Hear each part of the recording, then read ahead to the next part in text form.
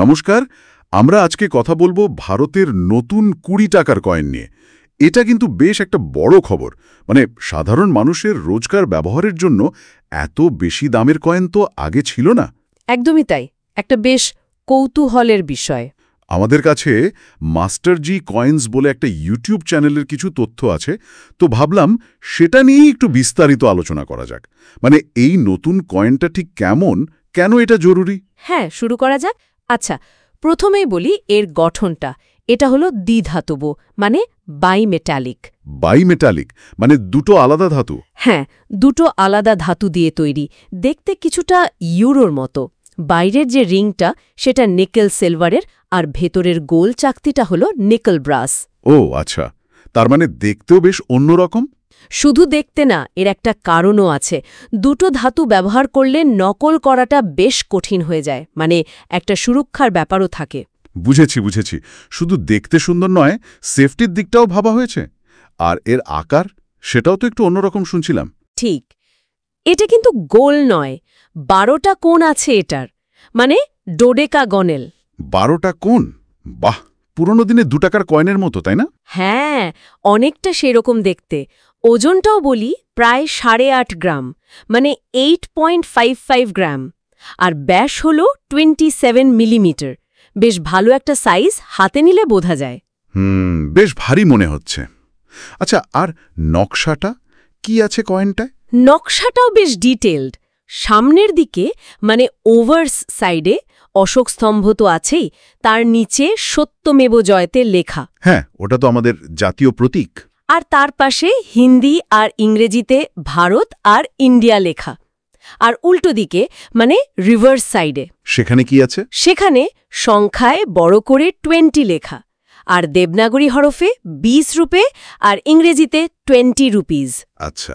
আর মাঝখানে একটা ডিজাইন আছে যেটা ভারতের কৃষিকাজকে বোঝায়। আর অবশ্যই তৈরির সাল আর মিন্ট মার্ক থাকে। মিন্ট মার্ক মানে কোথায় তৈরি হয়েছে সেটা?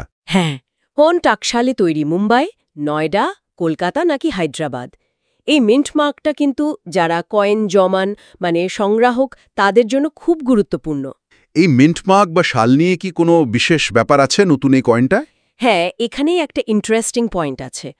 আমরা এখন যে কয়েনগুলো হাতে পাচ্ছি সেগুলোর বেশিরভাগই 2020 সাল লেখা, তাই না? হ্যাঁ, তাই তো দেখছি। কিন্তু কিছু ওয়েবসাইট আর ওই ভিডিও সোর্সটা বলছে যে এই কয়েনগুলো নাকি 2019 সাল থেকেই তৈরি হওয়া শুরু হয়েছিল, বিশেষ করে মুম্বাই আর নয়ডা মিন্টে। ওহ, তাই নাকি? তার মানে 2019 সালের কয়েনও বাজারে আছে? থাকার কথা। আর এখানেই সংগ্রাহকদের আগ্রহটা বাড়ছে। যদি এমন হয় যে 2019 সালে তৈরি কয়েনের সংখ্যা 2020-র তুলনায় অনেক কম, তাহলে সেগুলোর দাম বেড়ে যেতে পারে ভবিষ্যতে। ঠিক তাই, একটা বিরল হওয়ার সম্ভাবনা তৈরি হতে পারে।